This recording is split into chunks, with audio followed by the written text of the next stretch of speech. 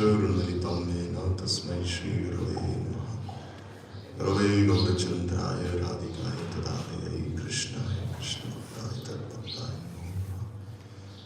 Vandeham Shri Guru Varam Shri Rupanu Brahman Sasitam Charanaya Tam Brahman. Shri Guru Charanam Vande Namo Vestai Bhutale Rupanu Bhaktivedanta. Vamukti Narayanam Shri Krishna Lila Katane Sadakshana. Audariya Madhuriya Ganeshi Tam Brahmarinyam Prashananda. Narayanam Tam Shesana. Dandinam Bhakta Shiromani Cha Shri Krishna Padam Jatei Gari. Chaitanya Leela Mritasar Saram Narayanam Tam Satatam Bhakti. Jai Shri Krishna Chaitanya Prabhu Nityananda Shri Advaita Krishna Sari Shri Radha. Jai Rup Sanatana Gauravada Shri Rupa Bhattadasa. Hare Krishna Krishna Krishna Hare Ram Hare Ram Ram Ram Hare Hare. So first of all, I offer my Shastanga Clouds to the lotus feet of our spiritual masters.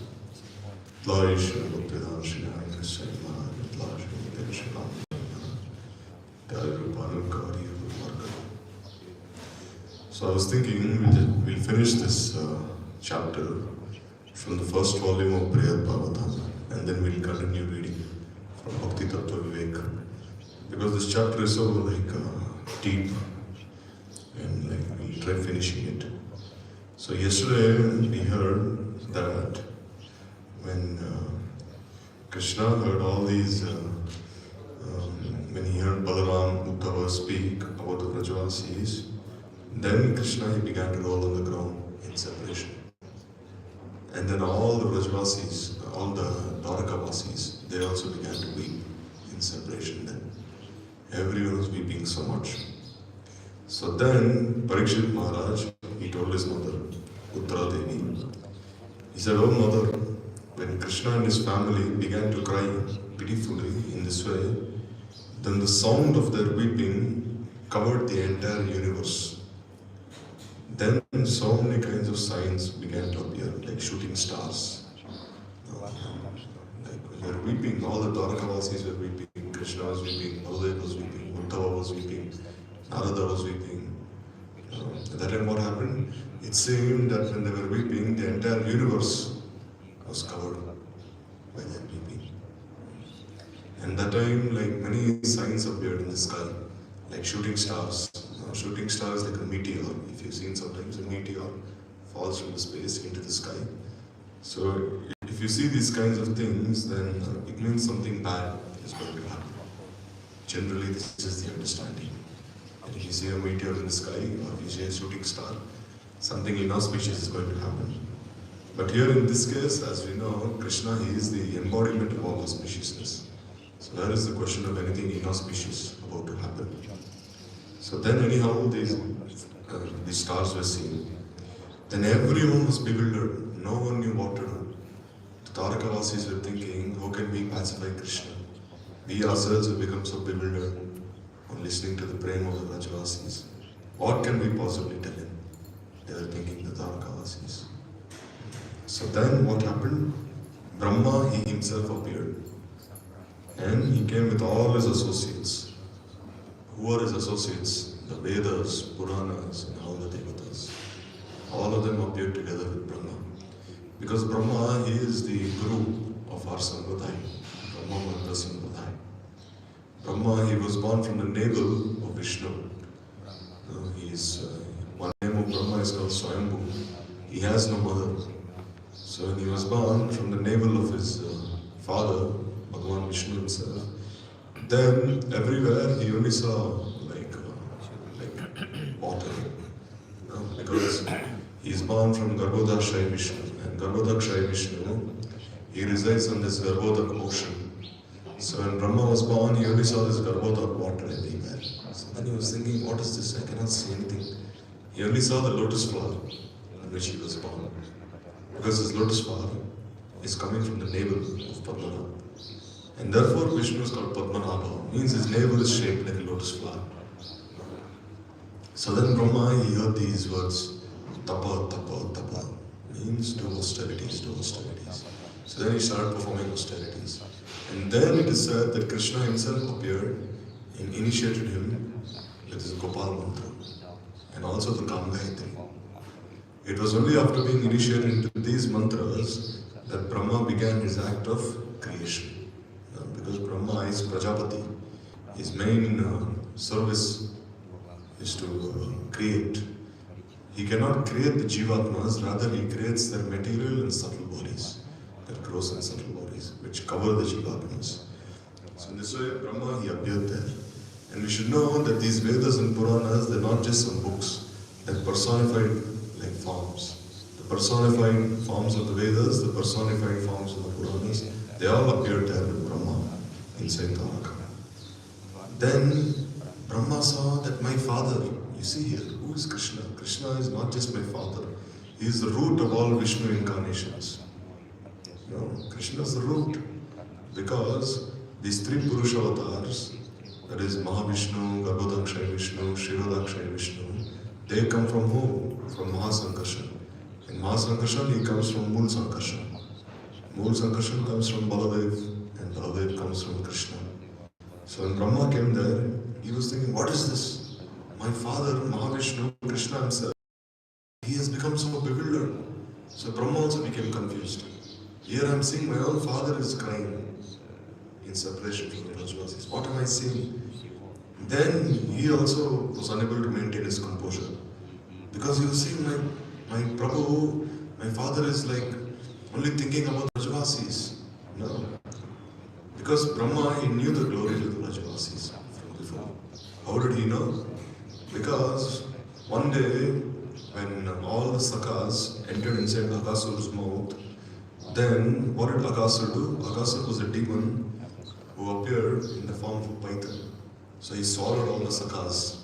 So then Krishna, he also entered inside Akasur's mouth, and then he killed Akasur. He became very hot. He became like a firebrand. Firebrand means a very fiery object. So then what happened? He became very hot and he burned like Agasur's throat. And then Brahma, he was witnessing this entire Leela. And then he saw the soul of Agasur went up in the sky and then merged into Krishna's feet. Then Brahma was thinking, who is this Krishna? I'm seeing that he's just an ordinary cowherd boy. Sometimes the remnants of the Sakhas he's keeping in his mouth. They're giving his remnants, and he's giving his remnants to them. He's wrestling with them, playing with them. How can he be God? Because just now I saw Agasur's soul, it merged inside his feet. So then Brahma, he thought, alright, let me see more pastimes of this boy. So then what did he do? Brahma once, he stole all the cows and calves. And then the Sakhas, they told Krishna, where are our cows and calves? Someone has stolen. So they went looking. And then what did Brahma do? He also stole them. And he hid them somewhere. So then Krishna was thinking, where are my Sakhas? Who has stolen them?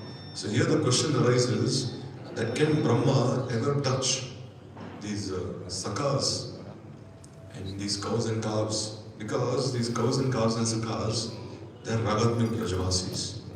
And Brahma, he is a predominating deity of this mode of passion. Because being the predominating deity of this mode of passion, he is responsible for creation. So then how can he touch these associates who are Nirgun? They are beyond the three modes of material nature. So here, Gurudev gives an explanation that there are three sets of cowherd boys. One set of cowherd boys, they were made by Krishna's Mahamaya, his illusory potency. So it was these cowherd boys and calves that Brahma stole away. And there were another set of cowherd boys who were Krishna's own Kaya Vihu. And these cowherd boys who are the Ragatmik Prajavasis, Krishna, he hid them somewhere. And then Krishna, he expanded himself into all the other cowherd boys and calves. Because when Brahma came back, after hiding these cowherd boys, who were created by Krishna's Mahamaya, then he came and he saw that Krishna was again surrounded by all his associates. So Brahma was thinking, what am I seeing? So Brahma has four heads now, like two on each side, one front, one back. So with his four heads, he was looking in all directions and he was seeing that all the stolen Krishna, his Sakhas, still I'm seeing they're sitting here. What am I seeing? I cannot understand. I hid them in a cave here and I'm seeing them here again. So Brahma was very confused. So then, by Krishna's mercy, then Brahma, he saw that every sakha, every calf, he saw was an expansion of his Ishtadev, Garbhodaksha Vishnu. He saw that every sakha became this four-handed form of Vishnu. And every cow and every calf became this four-handed form of Vishnu. Then Brahma realized, oh Krishna, he is my Prabhu, he is Bhagavan himself. And previous to that, Brahma, when he was going to Brahmaloka, there he saw that there are so many Brahmas who had come there in his place. Because this Brahma, he is the smallest, he has only 4 heads. But there are some Brahmas who have 4 million heads, some have 4 billion heads. Because according to the size of the universe, Brahma, he has a corresponding number of heads. So our universe is the smallest. So therefore he has 4 heads. But there are some universes which are like so much more bigger than this universe. So he has more heads. So then this way, Brahma, he came back and he fell at the feet of Krishna. And then he begged for forgiveness. Prabhu, please forgive me that I did this, that I stole your coward voice. So here the question arises, how did Brahma have this desire? It is said that Yogamaya herself arranged for Brahma to steal all these cows and calves. Why? Because she saw that all the gopis of Braj, they desired to have Krishna as their husbands. Like all these young girls, they wanted to have Krishna as their husbands. Because they had performed this Kattani Vrat and all these things. And then also there were the cows. These cows, they wanted to love Krishna as their own calf. They wanted to give their milk to Krishna. And then there were some elderly ladies of Braj, like Mother Yashoda, they wanted to have Krishna as their son. So Krishna knew that they had these desires. So for 1 year, when Brahma stole all these associates of his away, then he became the calves of all these cows. He became the sons of all these gopis. And then he became the husbands of all the gopis as well. How? Because in that 1 year, Gargacharya, he told all the Brajvasis, no, you must have all your daughters married. No, he said. Because in India, that was the custom previously. Previously, according to Vedic custom, a boy and girl, they would be married before they would reach any stage of maturity. And once they would be mature, then they would live together. Like let's say a boy and girl, they would be married at 7 or 8 years of age. And then when the lady would become like 18 or 19, and when the boy would become 21 or 22, then they would live together. This was how marriages were performed previously in India. So then Gargacharya, he came and he told all the parents that now you marry your daughters to all the sakhas.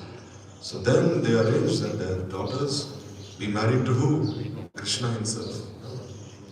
Therefore Jiva Goswami, he stressed on Sakya Bhava. On this pastime, based on this pastime, Jiva Goswami said that who are these gopis? They're actually the wives of Krishna. Because they're all given in marriage to him during that time. And then all these gopis who wanted to have Krishna as their son, their desire was also fulfilled. And they also fed Krishna their milk. And they also gave him food. And they loved him. They took him on their laps. They were kissing him, caressing him. So this way Krishna fulfilled these 3 desires. He became the calves of all the cows. He married all the gopis. And he also became the sons of all the elderly women of Braj. So therefore Yogamaya, she inspired this desire within Brahma to steal all these cow boys and calves. And then in the original Ragatmik Brajvasis, that is when the original Sakhas, when Krishna brought them back to Braj, then there they saw that their parents were saying that these girls are your wives. So then the Sakhas, they told Krishna, Krishna, what are they saying? They're saying we're married to them, and these girls are wives. No, we were never married to them in the first place. Then Krishna said, oh, don't think of them as your wives. Think of them as some goddesses. Because we were all in the stomach of Aghasur, this poison of the snake had made you very ill, very sick. For 1 year, all of you were like very sick, you were unconscious. So then all these young girls, they looked after you for 1 year. And they nursed you back to health. So this way, always respect them in this way, like goddesses. So this way, Brahma, he saw all these leelas. So therefore, he knew who Krishna is. He knew Krishna is Parabrahma himself. So when he came here to Dwarka, then he was thinking, what have I seen? He's become so bewildered, my Prabhu himself. So even he could not reconcile. And then Brahma, anyhow, he composed himself. Then he was thinking, what should I do? How can I make Krishna, my Prabhu, happy? How can I make him healthy again? Because now here I'm seeing he's only rolling on the ground in separation. How can I make him happy? So then Garuda, he was standing nearby. So who is Garuda? He is the son of Vinata. So Vinata was a very pious lady who was made the slave by her co-wife. Vinata, her co-wife was Kadri. So Kadri and Vinata, they were like, Vinata was very innocent, very simple. But Kadri, she was very intelligent. So Kadri, one day what did she do? She told Vinata that when I see the sun, I see that the sun's tail is black. And then Vinata, the mother of Garuda, she said, no, the tail of the sun's horses, they're not black, they're white. Then Kadri said, no, then we'll, okay. Kadri said, if I am right, then you'll have to become my maidservant. Vinata said, all right. So then, what did Kadri, she told her sons, who were all snakes, that go and cover the tail of the sun's horses. Because all of you are black, and the tail of the horses are white. If you cover those tails, then she will become my maidservant for the rest of her life. Then the snakes refused. They said, why should we do this? No, we will not do such a dishonorable thing. So then she cursed them. Since you haven't listened to me, all of you will be burned to ashes. So all these snakes, they were burned to ashes by Parikshit's son, Janmajaya. Because Janmajaya, he was very angry that his father had been bit by this Takshak, who was a snake. So then he started a huge yajna. And he started a huge yajna, and then the rishis, they were so powerful. By their mantras, they made all the snakes enter inside this fire. 99% of the snakes, they entered inside this fire. But then Janmajaya, he was thinking, where is Takshak? He hasn't come still. So Takshak, he took shelter of Indra in heaven. So then when Janmajaya found out, then he also started bringing Indra also into this fire. He said, alright, even Swarga will enter inside this fire. Then Brahma, Brihaspati, they all came into Janmajaya, saying, what are you doing? Down lives. So now you must maintain yourself. Be calm. So all those snakes that were cursed by their mother, Kadri, they entered inside that fire. So then Vinata, Kadri, she told the rest of her sons, if you don't listen to me, I will also curse you, she said. So then these sons said, all right, we listen to you. So next day in the morning, as the sun rose, then the horses appeared. Because the sun god, he sits on a chariot, which is drawn by many horses. So then as the sun god was moving in his chariot, then the snakes covered his tail. And then Kadri, she told Vinata, just see, tail of the horses are black. These tails, not white. And she said, what am I seeing? Yes, yesterday I saw they were white. Then she said, all right, now I'll be the maidservant for the rest of his life. So then Garuda, he was the son of Vinata. So then Garuda, he went and asked Kadri, why should my mother be your maidservant? Please, no, free her. No. She has served you already for so many years. Then she said, all right, if you can bring me this pot of nectar from Swarga, then I will free your mother. Then Garuda said, all right. Then Garuda went and fought with Indra there. So Garuda was very powerful. So then he took the pot of nectar away from Indra, and then he stopped at 3 places. The first place he stopped was in the Himalayas. He kept the pot of nectar there. And then he stopped here in Kaliyadaha. Therefore, when Kaliya came and when he was staying in this pond, all the trees were burned to ashes except one tree, this Kadamba tree, because Garuda had kept a pot of nectar there. So that tree was unaffected. And it was from the same tree that Krishna, he jumped inside the pond and punished Kaliya. And then the third place that Garuda kept the pot of nectar, that was in Prayag, Allahabad. Therefore, in Allahabad, they celebrate this Kumbh Mela in Prayag. Every 6 years, every 9 years, so many millions of people, they come and bathe there.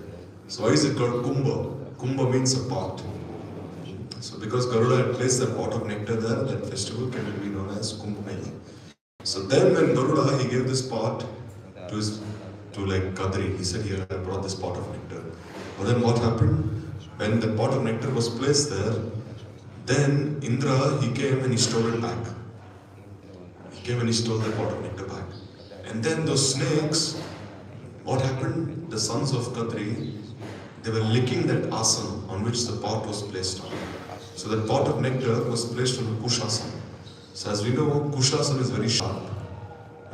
So then these snakes, they were trying to lick this asana, and then what happened? The tongue of the snakes got cut into two.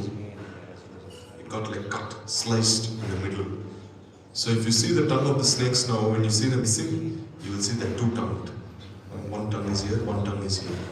Because it cut through that asana there. So in this way, Garuda, then he freed his mother from this Kadri. So the same son of Vinata, Garuda, he was standing nearby. And he was also weeping. So Garuda was also crying, looking at this. So then Brahma, he loudly called Garuda and he said, "Come here, Garuda, bring Krishna back to his senses." Between the ocean and the Raivatak mountain, Vishwakarma created another place called Vrindavan, adorned with the deities of Nanda, Yashoda and all the cowherd boys. So then in Dwaraka there's a mountain called the Raivatak mountain. It was in the same mountain that once Baladev, he was dancing with his Shakti. Now I don't know if it was with the gopis or who he was dancing with in the Raivatak mountain. Was he dancing with the gopis there? That Leela you heard of, the Dvivida, when he attacked Maharaj, who was he dancing with? So anyhow, I think he was dancing with some woman from Dwaraka, if that was the case. So when he was dancing there in Raivatak mountain, then Dvivida Bandar, he came there. So Dvivida, he was a servant of Ram. He used to like Ram very much, but he never liked Lakshmana. So the same thing here also. He had respect for Krishna, but not for Baladev. So what did Dvivida do? When Baladev was dancing with all these women, then Dvivida, he started making many obscene gestures. Like he was naked, and he was like showing his private organs to all of them. Because monkeys like that. So then what happened? Baladev and Dvivida, they start fighting with each other. Baladev, he killed Dvivida. So that was the same place, this Raivatak mountain. So between the ocean and the Raivatak mountain, Vishwakarma, he created one place called Vrindavan, adorned with the deities of Nanda, Yashoda and all the cowherd boys. It was just like this Vrindavan that we are seeing right now. So Brahma, he told Garuda, go and bring Krishna here with his elder brother. So if you bring Krishna and Baladev here, then they will awaken and then they will see Vrindavan. And then she said, don't bring anyone else except Rohini. Only bring Rohini here. Because Brahma knew that Rohini, the mother of Baladev, she is also Brajavasi. She had stayed in Vrindavan for so many years. So he told Garuda, just bring these three, Krishna, Baladev and Rohini. Don't bring anyone else. Because if anyone else would come there, then they would disturb the entire pastime. Now if any Dwarkamasi was come there. So then, as Krishna and Baladev began to regain their consciousness, their composure, then Garuda slowly took them and he placed them on his back. So he took Krishna and Baladev and slowly placed them on his back here.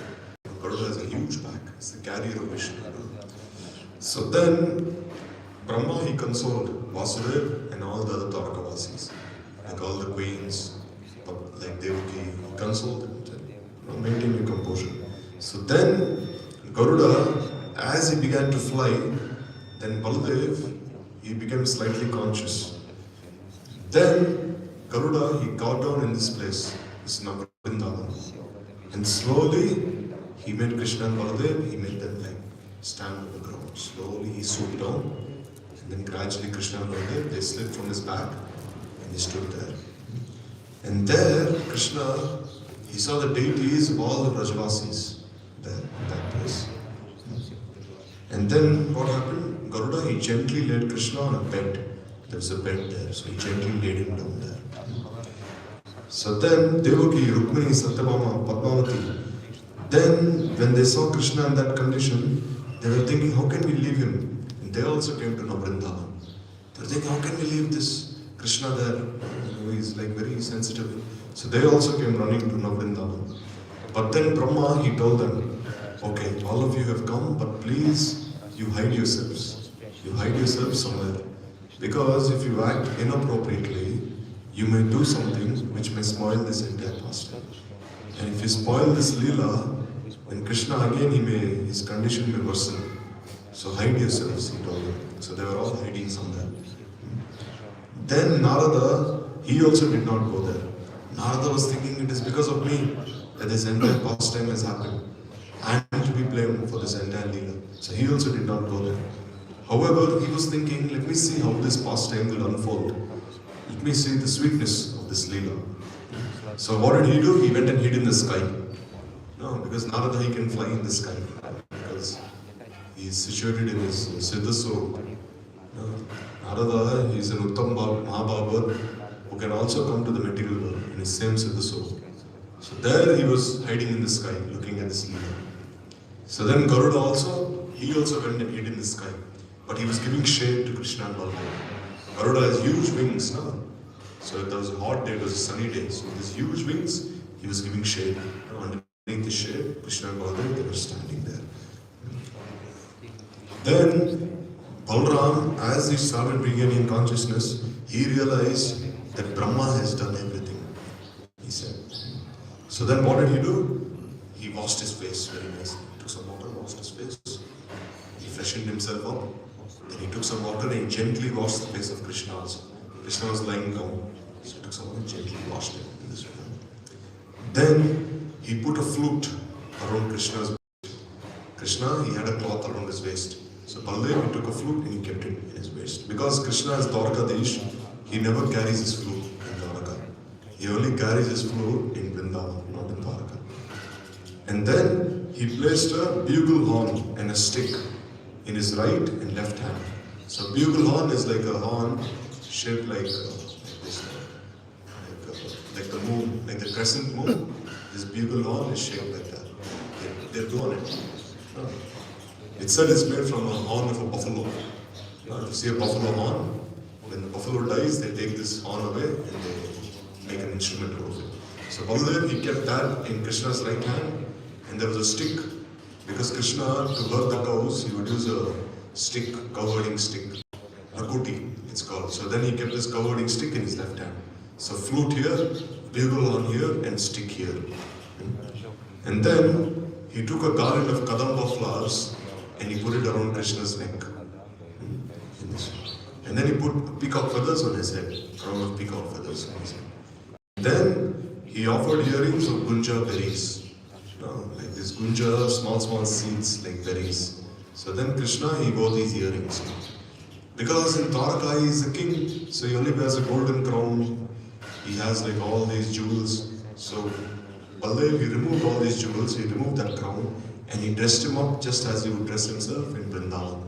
Means peacock feather, gunja berries on his ears, and then this flute, stick, horn, all these things.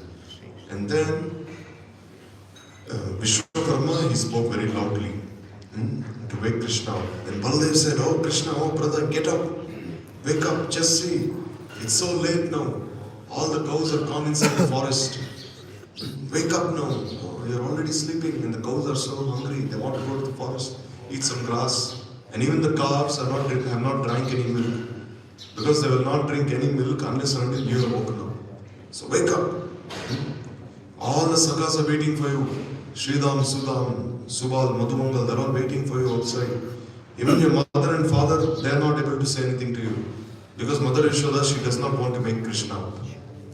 Because she's thinking, oh, he's been so tired. The whole day yesterday he was out cow herding, playing with the sakhas, looking after the cows. So she's thinking, let him rest. So she won't wake him up also. So then Baladev is saying, wake up. Just see, even the gopis are looking at you. Baladev is saying, even the gopis are staring at you. And who knows what they're secretly whispering in each other's ears. Surely they must be making fun of you. The gopis, Baladev said, oh, just see, the gopis are standing behind and they're saying something to each other. Means they're making fun of you. Why? Because last night Krishna was with the gopis and there are certain signs of that meeting on his body. Like sometimes when the gopis scratch Krishna, then red marks are seen on his arms, on his entire form. So then the gopis are saying, just see Krishna how he is. In front of his parents, he has all these marks on his body. He's not even bothering to cover himself. And Krishna is so shameless. So Baldev is saying, see what the gopis are saying, they're whispering into each other's ears. Because Baldev also knew that Krishna was with the gopis. Because Baldev is Ananga Manjari, he's the younger sister of Srimati Radhika. So in that Swarup, he knows everything. In this way, Baldev, he began to call out repeatedly to Krishna, saying, Krishna, wake up. Then he forcibly lifted Krishna up by his hands. So he lifted Krishna up by his hands. And he made him sit down. Krishna was sleeping. Sit down there. Then Krishna, he regained consciousness. And then as he awoke from his bed, he said, oh Shiva, Shiva. Because Shiva means what? It means auspiciousness. So then he said, oh Shiva, Shiva, and he covered his eyes like this. And he opened his eyes this way. And this way. So then Krishna, he opened his lotus eyes and he looked in all directions. So he was looking everywhere. There. Then he saw Maharaj Nanda standing in front of him. And then he offered pranams to him. So I saw the deity of Nanda Baba. And then he said, oh Father. And he fell at the feet of his father. He said he offered pranams. Then Yashoda Mata, she was also standing nearby. And she was staring at Krishna with unblinking eyes. Why? Because it was a deity of Yashoda. So then Krishna began smiling. And he said, oh mother, today in the early morning, I saw so many strange dreams that seemed so much like being awake. So he's telling his mother, last night I had a dream that I was in Dwaraka. I was on the banks of the ocean. Mother, I was so disturbed by this dream. I saw in a dream that after coming to Mathura from here, I killed the cruel Kansa, and then I also defeated Jarasandha. I also killed Narakasura. And thus I made the demigods joyful. So Krishna is saying, in that same dream, I left Braj, I came to Mathura, I killed Kansa, I defeated Jarasandha, I did so many things. And then in the same dream I saw that I constructed this Dwaraka city on the banks of the ocean. I cannot explain all these things. Why? Because now the cows are waiting for me. He's saying, oh mother, I want to say so many things to you. I want to explain everything to you, what I saw in my dream last night. But now my cows are waiting for me. They are crying out to me, so I'll have to go. Therefore, I could not wake up. He's saying, mother, please forgive me. I was so late in waking up. Because last night I had this dream and I was so disturbed and I just fell asleep. So please forgive me, mother, he's saying. Oh noble Balaram, if you do not think this tale of this most astonishing dream to be impossible, then after going into the forest, I shall describe it to you. So then Krishna is also telling Baladev, oh Baladev Prabhu, you might not believe me, but when we go inside the forest, I'll tell you everything in detail, what I saw in my dream. In this way, Krishna he spoke to Baladev, and then he struck out his hand. He started asking, oh Mother Yashoda, give me something to eat. He said, I'm so hungry. Because Yashoda, before Krishna would go to the forest, she would always give him something to eat. And Krishna put his hand up. He said, Mother, give me something. I'm very hungry. Then Rohini, she thought, oh, it's actually the deity of Yashoda. So Krishna realized that this is not actually Mother Yashoda, this is actually the deity. So then Rohini, she came there and she said, oh son, today your mother has become very ill because she was thinking, why is Krishna sleeping so much? He's not waking up. Therefore, don't disturb her anymore. Mother Yashoda is already feeling so much pain in her heart that he woke up so late. So now go immediately. The cows and cowherd boys have already gone out. They're all waiting for you. I will prepare something and I will send them to you. Go now. So Rohini, she told Krishna that Mother Yashoda is very sick because she's only thinking about you the whole time. So now I will cook for you. I will cook and I will send you whatever you want inside the forest. Now go.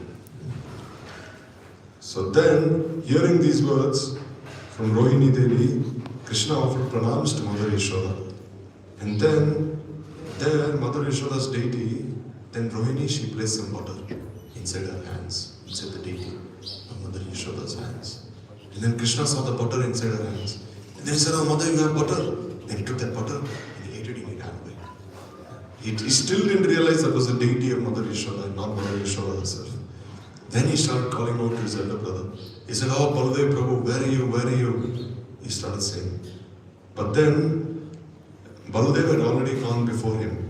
So then, actually Krishna, he did not eat that butter. He took that butter from Mother Yashoda's hand, but he was saying, how can I eat this? I'll have to give half to Baladev also. And Baladev had already gone from it. So he ran behind Baladev. saying, oh brother, here I brought butter for you. Then Krishna, he went to the forest. And then he saw that Radharani, she was on the side of the road. Because every day, whenever Krishna would go herding, all the gopis, they would be hiding on the side of the road. And they would be staring at Krishna through the window. Because the gopis cannot come directly in front of everyone. You know? So they would be staring at him through the window.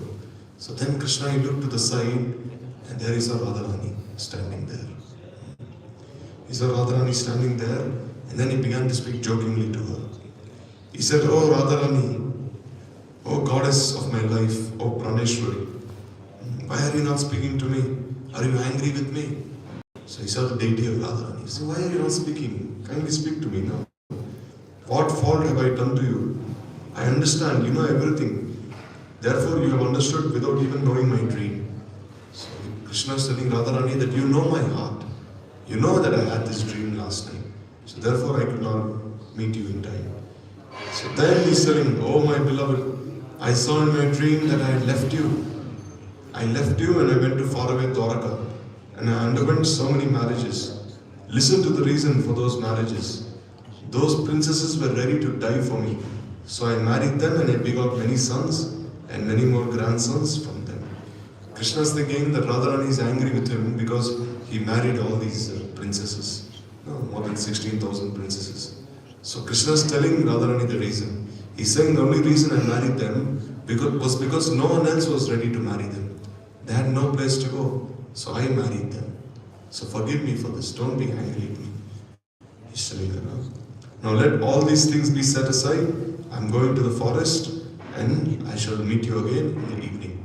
So Krishna is saying, Radharani, don't be angry at me. I'll meet you there in the evening.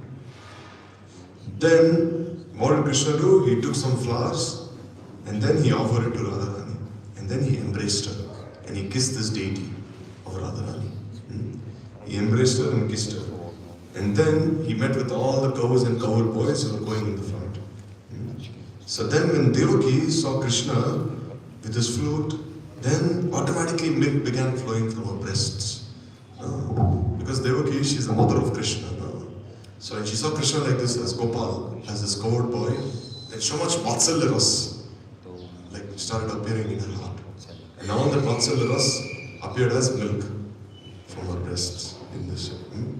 So then Krishna's queens like Rukmini and Jambavati, when they saw Krishna, they fell unconscious on the ground. Because they had never seen Krishna so beautiful like this before. No, they had never seen Krishna dressed as a cowherd boy, like how he does in Vrindavan. So then they were thinking, oh, how beautiful he is. Then Padmavati, along with Satyabhama, they ran to embrace Krishna while moving their lips. Were running to grab Krishna with open arms. You see, Padmavati, she's an old lady. She's 95 years old. Very old lady. But she also wanted to embrace Krishna and she was running. And she wanted to kiss him. No, at least Satyabhama is Krishna's wife. No, at least this is normal for Krishna's wife to run after Krishna and embrace him. This is normal. But Padmavati is like Krishna's great grandmother. But even she became very lusty and she wanted to embrace him. So then, because this Kalindi is one of Krishna's queens, and she had previously seen this Leela of Krishna and Raj.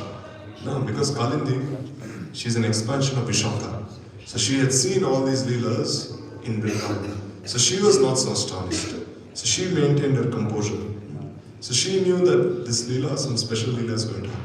So then, as Satyabhama and Padmavati were running towards Krishna to embrace him, then Uddhav realized, what are they doing? If they disturb Krishna, then the whole pastime will be upset. So then he got hold of them. He said, come back here, don't disturb him. So then, in the meantime, Krishna, then he was herding all the cows. And then he saw the ocean in front of him. Then he thought the ocean is the Yamuna. And then he called all his friends. Oh, Sakas, come. Let's go bathe in the Yamuna. Let's swim in the Yamuna. Come. We'll all jump inside the Yamuna. He said, oh Sridham, oh Subal, oh Arjun, oh Sakas, where have you gone? Come here, come quickly. All of you should first let the cows drink the water. So let the cows drink the water and then we'll bathe in the Yamuna. water is so sweet, so cooling. And then this way, Krishna ran forward with all the cows. And then, there he saw the ocean, it had huge waves. Then Krishna, he began to look in all directions. He said, what is this? Why are so many waves appearing in the ocean? So many waves appearing, he was thinking. So then he was thinking in the Yamuna actually, there are no waves to be seen. But here in the ocean, I'm seeing so many huge waves are coming. So then Krishna started looking everywhere. He's saying, who am I? Where am I? I'm not in Vrindavan. Where am I? He was thinking. And then Krishna, he saw the city of Dwaraka. He saw all these palaces, all these buildings. Then he realized that he's not in Vrindavan. He's in Dwaraka. Then again he was falling to the ground unconscious. Then Baladev said, Oh Krishna, you appear in this world why? To destroy the demons and to protect your devotees. So therefore, be reminded of these duties of yours. You established Yudhishthir as the king of the entire world. And now so many demons they want to attack him again. So therefore, please go there now with the support of the Yadavas and kill all those who are against Yudhishthir. So Krishna, so Baladev is reminding Krishna that what is your purpose in coming to this world? Yada yada hi dharmasya glanim bhavati bharata vyuttanam adharmasya tadatmanam srijanyam paritranaya sadhunam vinashaya cha dushrutam dharma samsthapanarthaya sambhavami yuge yuge. You appear to defeat the demons. So now why are you so much like bewildered? Now go and protect the Pandavas. So many demons are attacking them. So Baladev was trying to bring him back to his senses in this way. So then Balaram he took Krishna away. And then when Krishna came back to his external senses, then he realized, oh, this is my purpose, this is my reason. Then he said, when Krishna became very angry, then he said, oh, they want to attack the Pandavas, then I will go and kill them, he said. So this way Krishna's mood was changed. And this way Krishna gradually he came out of that path. And then he realized that I am Dwarkadish in this way. And then he saw the flute in his hand and he saw Baladev, he was also dressed as a Sakha. He also saw that he was grazing cows outside Dwaraka. In this way he became astonished and then he started to smile. And then seeing Sri Krishna laugh, smile softly, Baladev understood his heart and smiled. And then Baladev, he spoke the entire Leela that took place. So Krishna, he saw he had a flute in his hand. And he saw Baladev, he was also dressed like a cowherd boy. So then Baladev, he saw now Krishna, he is like a little more stable. Now he has composed himself. So then Baladev, he started speaking the entire Leela that happened. What is the Leela called? The Navrindavan Leela. Means the Vrindavan that was constructed within Dwaraka. And if you see, this deity of Krishna that is worshipped in Udupi, this Bal Gopal, it is said that Rukmini, when she saw this form of Krishna as a cowherd boy, she was so enchanted. And she told Krishna that can you please manifest one deity of yours that looks exactly like your form, as Rajendranandan Shamsundar. So then Krishna he manifested the deity in Dwaraka. And that same deity was brought to Udupi. And to this day it's being worshipped by Madhvacharya and all his followers. So then Krishna, after hearing from Baladev what had happened, he became a little shy. He became a little ashamed. And then what did Baladev do? There was some dust covering Krishna's body. So he took all that dust away, dusted him off this way. And then Garuda, who knows everything, appeared there. And then Krishna, he sat on Garuda and Garuda, he flew back to Dwaraka, took him back there. Thereafter, Uddhava, he consoled Devaki and all the queens. And then he took them back to Dwaraka. And then Devaki, she greeted her son and she blessed him. And she said, alright, let me go cook something for you. Then all the queens of Krishna, like Rukmini, they all hid behind pillars. Only Satyabhama had not come to this place. Therefore Krishna, he asked Uddhava, where is she? So when Krishna came to Dwaraka, then all the queens, they were hiding behind. And Krishna, he asked Uddhava, where is Satyabhama? Why is she not here? Then Uddhava said, oh Prabhu, when you entered this new Vrindavan, Navrindavan, in the midst of the Raivatak mountain, at that time Padmavati was also standing. So that time, she began to speak to the queens. She said, oh Devaki, oh Rukmini, oh Satyabhama, Oh, fallen queens led by Jambavati, just see these pastimes of Krishna. No. So then Padmavati, she started chastising all the queens, saying, what is the use of your beauty? What is the use of all your loveliness? What is the beauty of all your good qualities? Just see, Krishna is so enchanted by these Brajadevis that even the forest girls there, even the tribal girls, even they are much more beautiful than any of you, he said. She said. So then Padmavati, she told all these queens, now all of you go to the forest and perform austerities. Why? So that you can be the maidservants of these tribal girls. What to speak of being the maidservants of Lalita, Vishwaka and Radharani? Perform austerities to become the maidservant of these tribal girls. Padmavati, she was chastising them. Krishna, just see how he's enchanted by their beauty. These tribal girls, they're called Abhiris. In this way. So then Devaki, she then, after Padmavati had spoken, she said, oh foolish woman, what wonder is this? I performed so many austerities with Vasudeva to obtain Krishna as my son. However, Nanda and Yashoda only prayed to Brahma for devotional service to Krishna. So you see here, when Devaki and Vasudeva previously, they performed many austerities, and when Bhagavan appeared before them to bless them, then Devaki and Vasudeva, they told Bhagavan that kindly bless us that you become our son, that we have a son like you. And Vishnu said, all right. But when Nanda and Yashoda were performing austerities, then Brahma appeared, not Krishna. And when Brahma appeared, then Nanda and Yashoda, they said that kindly bless us with pure Vatsalya prema. They did not ask that Krishna be their son, rather they asked for pure Vatsalya bhav. Means that we be the mother and father of Krishna. So in this way, Brahma, he blessed them. And because his devotee had blessed Nanda and Yashoda, Krishna was bound to appear as their son. So there's a difference here. Here you see Nanda and Yashoda, they accepted the Anugatya of Brahma. But actually Nanda and Yashoda are the eternal associates of Krishna. So they're only playing out this Leela. So they accepted the Anugatya of Brahma, and under the Anugatya of Brahma, they prayed to Krishna. Or on the other side, Devaki and Vasudeva, they directly prayed to Bhagavan. Not under the Anugatya of his devotee. So therefore Bhagavan, he became their son, but still they did not enjoy as many pastimes with him as they would have liked to. On the other hand, you see Nanda and Yashoda, they enjoyed so many leelas with Krishna. Krishna spent his entire childhood there, in Braj. So then, thereafter, by the boon of Brahma, Nanda and Yashoda, they received bhakti.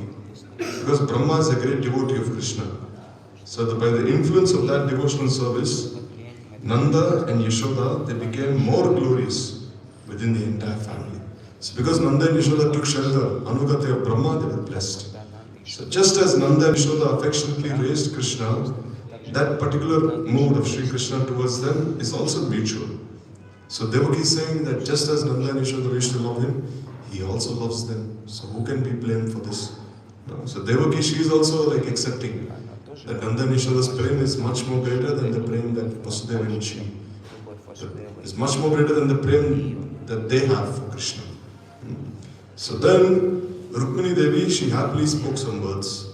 So then the love of all the devotees towards Bhagavan will increase on hearing those words. So Rukmini, she said, these gopis, they abandoned all ways and means of achieving mundane pleasure and those related to the next world. They renounced all the relatives like husbands and sons, and they served Krishna in the most confidential manner, being overwhelmed by praying in this way. And they engaged in so many leelas with Krishna, like the Ras Leela. So we try to obtain Krishna by various types of sadhana, and we're meditating upon him. But still, the gopis obtain Krishna by their own prem. Thus, the prem of the gopis is our topmost goal. So even Rukmini, she's acknowledging. She's saying that although we are the queens of Krishna, Krishna, he loves the gopis more than he loves any of us. No. The gopis, they only love Krishna for the sake of loving him. It is causeless. But our love for Krishna is not causeless. It has a cause. Even Rukmini's love, no. Rukmini, how did she marry Krishna? Because there was a Brahmin and there was Narad Rishi, he came and he glorified Krishna to Rukmini. So there was a reason, there was a cause. Then she became attracted to him. But the gopis, from their very birth, they were attracted to Krishna. Completely causeless. There was no cause whatsoever. So even she is saying that if only we can perform austerities and be born as gopis in our next lives. Rukmini is saying here. It is befitting that Krishna shows more love towards the gopis. Because Padmavati, she was saying that all you queens are useless. Krishna does not love any of you. So all of you should take birth as the maidservants of these tribal girls who live in the forest. At least then you can hope to be like the gopis one day. So Rukmini, she's saying, what is the harm in Krishna loving the gopis more than us? What is the harm? It is only natural. Because their love like conquers Krishna, no? Overpowers him. So there's nothing to be ashamed about it. It is befitting that Krishna displays more love towards the gopis than to us. Because we are married wives of our Lord and Master. And we are always engaged in religious rites, fruitive acts like begetting children, performing household affairs. However, when we serve our Lord, we have so much respect for Him. However, the gopis, they serve the Lord with a pure heart, without any desires for previously mentioned piety or fruitive acts. So here Devaki, here Rukmini is saying that because we are the wives of Krishna, we have to follow dharma, we have to perform many things, we have to beget children. But the gopis, do they have any children? No. Do they even have to follow dharma? No, they've forsaken dharma, they've given up dharma. Their only obligation is to please Krishna. But we have so many more obligations. We have to work for society, we have to please society, we have to do so many things. But the gopis, who are they? They have no one to care about. No. They've given everything. So therefore they have conquered Krishna by this prema. Therefore it is reasonable that Krishna's sentiments for the gopis must be greater and superior to us. So it is natural that his prema for the gopis is more. We have to look after our children. No, because if you see, each of the queens of Dwarka, they have 10 sons and 1 daughter. So in this way, their love is divided into 1/12 of a part. No, their love for Krishna is 1/12. Because you see, all the other parts are like also for the children. But the gopis, their love is wholly and solely for Krishna, not for anyone else. Their love is only for him. But here the queens, they also have to look after their children. They have to look after their in-laws. They have to look after so many of their maidservants. But who do the gopis have? No one. No. Their life and soul is only Krishna. No. Therefore, the Rati of the gopis is called Samartha Rati. Samartha means highly competent. It can control Krishna. And the Rati of the queens is called Samanjasa. Samanjasa means it is not as high as Samartha. It is like low, intermediate. And the Rati of Kubja is called Sadharani Rati, means ordinary Rati. In this way. So, therefore it is reasonable that Krishna's sentiments for the gopis must be greater and superior to us. Still, this sentiment of the gopis is not the object of our envy. Rather, it is worthy of our glorification. So then, Rukmini is saying, rather than being envious of the gopis, we should glorify them. She's saying, we should not be envious of them, we should glorify them. It proves the glories of Krishna concerning his acceptance of the subjugation by his beloved devotees. That this is one quality of Krishna now, that he is always subjugated by the love of his devotees. He is controlled by their pride. So this only goes on to show that we should not be envious of these gopis, rather we should love them, glorify them. So later on, Jambavati and others also, they said yes. Even the other queens, they said whatever Rukmini is saying is correct. But still, Satyabhama, she could not tolerate this. So Satyabhama, she was becoming very angry. She was saying, what is Rukmini saying? She's glorifying the Vrajdevis. No, she's thinking the Vrajdevi's prema is greater than ours. Rukmini has no sense. So then she became jealous, Satyabhama, and she went inside her room. She said, I cannot listen to all these things. Glorifying the Vrajdevis. She just went inside her room. Then, hearing the words of Uddhav, then Krishna, he became very angry. Then he said, where is this Satyabhama? Call her here. And Rukmini is glorifying my beloved Vrajagopis, my beloved Vrajadevis. She cannot tolerate this glorification. And she has left. Bring that foolish lady back here, she's saying. So why has he called her foolish? Because the father of Satyabhama, Satrajit, once he had accused Krishna of stealing this Shamantak jewel. Krishna had this Shamantak jewel. This jewel, it could give you as much gold as you wanted. So Satrajit, he had gotten this jewel by worshipping the sun god, this Shamantak jewel. So then this Shamantak jewel was stolen by, I think, his younger brother, by Satyajit's younger brother. And when his younger brother went inside the forest, then a lion attacked him and killed him and took that jewel away. So then Jambavan, he was there. So Jambavan, he saw the lion take the jewel. And as you know, Jambavan is very powerful. So he fought with the lion, killed it, and he took that jewel and he gave it to his son to play. He said, "Here, play with this jewel." So then Satyajit, he started blaming Krishna. He said, "You have stolen that jewel and you have kept it with you." So then Krishna, he went inside the forest, and there he saw Jambavan's son. He was playing with this in his cave. So then Krishna took that jewel away. So then the son started crying, and then Jambavan, he came there, and Krishna and Jambavan started fighting with each other. Then Jambavan realized that no ordinary man can ever fight with me. So surely you must be very extraordinary. You must be God himself. So then Krishna, he gave darshan as Ram to Jambavan. And then Jambavan, he gave his daughter in marriage to Krishna, Jambavati. And in this way, Krishna, he gave the jewel back to Satyajit. And he said, "See, you blamed me unnecessarily, you lied, saying I stole the jewel. Here, take the jewel back." And then Satyajit, he was very embarrassed. He said, "Oh, what have I done?" Then he gave his daughter in marriage to Krishna. Who was she? Satyabhama. In this way. So many histories like this. So therefore, Krishna is addressing Satyabhama as foolish. He's saying he's a foolish lady. Just as your father is very foolish, unnecessarily he was blaming me for stealing. Similarly, you're also foolish. Like father, like daughter. Both are foolish, he said. So then, Satyabhama, she then realized, oh, Krishna is very angry with me. So I must please him. So then she began to please her husband. Then she spoke many sweet words. Then she said, "Oh, please forgive me." And then she cleansed her body, and then she anyhow pleased Krishna. Then she was very ashamed and becoming sulky, and she was very fearful. So Satyabhama, she was thinking, "Oh no, Krishna is very angry at me." So then she hid herself behind a pillar. However, Krishna, he could smell the fragrance of her body, and he spoke with a lot of anger. So she was hiding somewhere, but still Krishna, he could smell the scent of her body.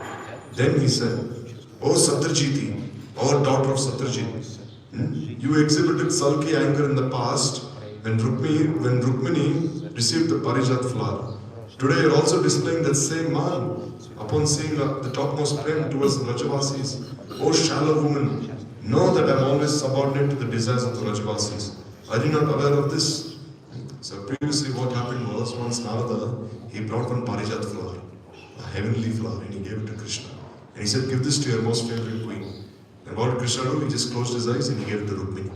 And Satyabhama became absorbed in man. She said, "Why did he give it to Rukmini and not me?" Then she went inside her palace and she locked herself inside.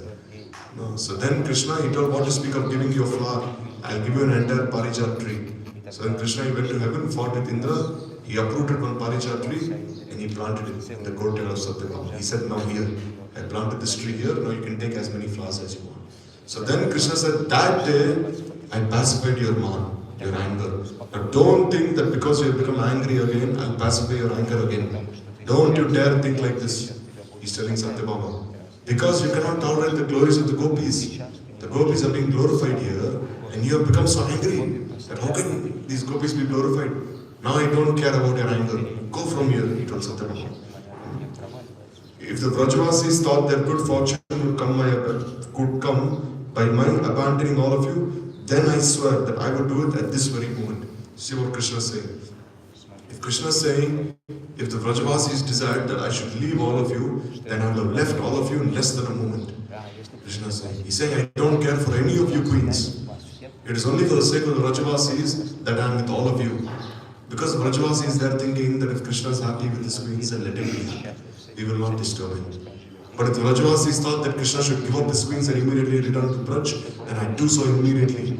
I'll give all of you up, he'd say. I don't care about any of you. He's saying, don't be proud thinking you're my queens. He's saying, what Sri Brahma said while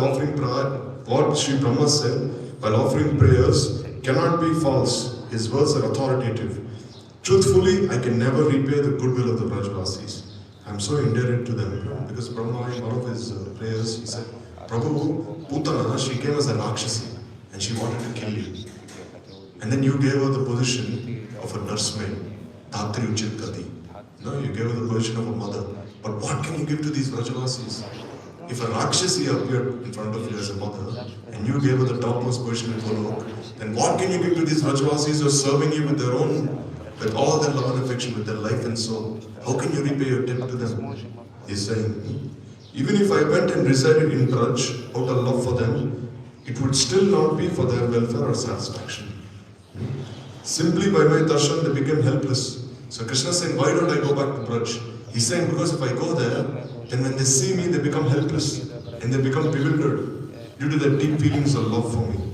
And thus they forget all about their body necessities. They don't even care about their own bodies. They don't even care about looking after themselves when they look at me. So therefore I'm not going to Vrindavan for their sake. Because if I'm there, they're only thinking about me. And they cannot even look after their own selves. So therefore I'm here at a distance.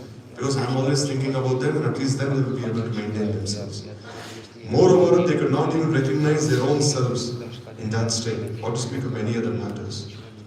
Therefore, in spite of seeing me, their separation can never go away. Even if I perform sweet, playful pastimes with them, still they would become anxious of impending separation. Such enjoyable pastimes only double their distress.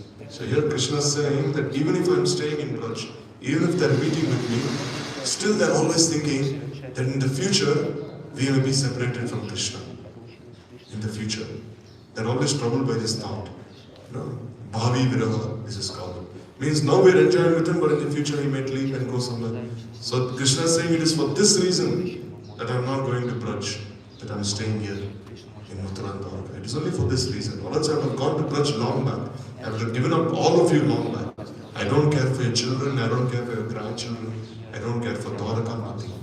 The only reason I'm not going back there is because if I go there, then they will feel more separation from me, the Vrajavasis. Not having my darshan, sometimes they become so restless by the blazing fire of separation. Sometimes they become almost lifeless, and they take refuge in the many sweet moods of maddened states. Sometimes they become so mad.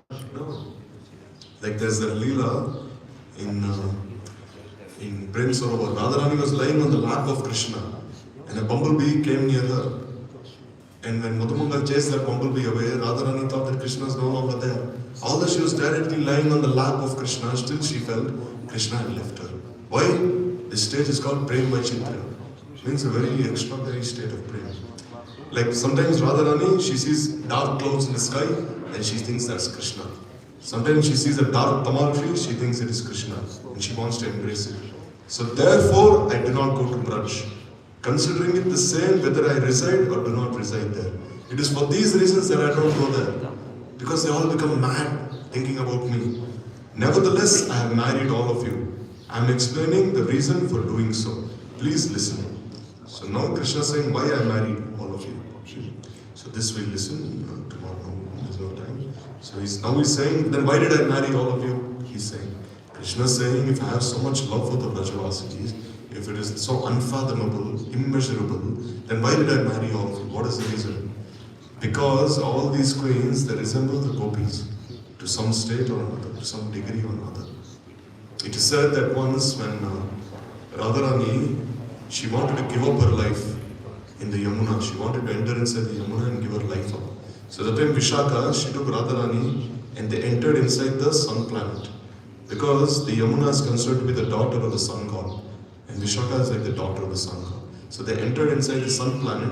And then Vishaka was born as Mitravinda, one of the queens. And Radharani was born as Satyabhama. So then, when Satyabhama went to meet Krishna, Rukmini, she was thinking, who is this woman? She's so beautiful. Rukmini was thinking, this woman is so beautiful that she might even steal Krishna away from me. So Rukmini, she would always make sure that Satyabhama would not meet Krishna, that they would always be separated from each other. So then Satyabhama was thinking, why is she not allowing me to meet Krishna?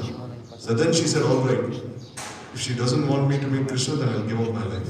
So then as Satyabhama wanted to jump inside the ocean, then Krishna came and he embraced her from behind. Then Satyabhama, she saw Krishna's two arms. And she thought these two arms, they're snakes. So then she was thinking, although this snake has embraced me from behind, why is it not biting me? Because Krishna's arms are like two large snakes. They're very cooling. So then when she looked behind, it was Krishna. And then they both of them embraced each other. And then Rukmini realized, what am I doing? If Krishna loves us so much, then why am I making sure that they don't meet each other? Then Rukmini herself arranged for a marriage between Satyabhama and Krishna. So this way all these queens, they resemble the gopis. And it's for this reason that he married them. So tomorrow we'll listen in detail about that. So we'll stop here. Shri Brihad Bhagavatamrita ki jai, Shri Sanatana Goswami Pada ki jai, Shri Rupanukadi Guru Varga ki jai, Shri Hridaya Prabhupada Ki jai, Samakar Shri Lord.